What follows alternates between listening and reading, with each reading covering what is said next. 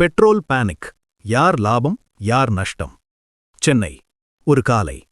Petrol bunk முன்னாடி நீண்ட Q. மக்கள் ஒரே கேள்வி கேட்கறாங்க. பெட்ரோல் கிடைக்குமா? ஆனா இந்த கதை ஒரு பங்க் கதை இல்ல. இது உலக அரசியல் கதை. ஒரு பக்கம் ரஷ்யா, ஒரு பக்கம் ஈரான், மற்றொரு பக்கம் அமெரிக்கா.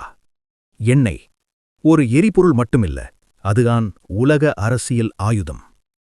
அங்க ட்ரம்ப் மாதிரி தலைவர்கள் எனர்ஜிதான் சக்தி என்று பேசுறாங்க. இங்க மோடி அரசு இந்தியா ஸ்டேபிள், கவலை வேண்டாம்னு சொல்றது.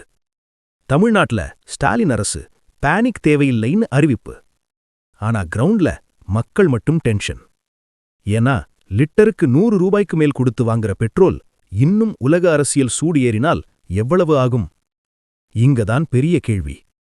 பெட்ரோல் விலை உயர்ந்தால் யார் லாபம்? எண்ணெய் கம்பெனிகள், அரசு வரிகள். யார் நஷ்டம்?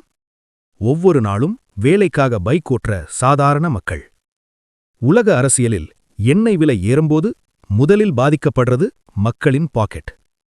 பெட்ரோல் ஒரு எரிபொருள் மட்டுமில்ல, அதுதான் அதிகாரம், அதுதான் அரசியல். உண்மையை புரிய ஒரு பார்வை. Inside Tamil cinema.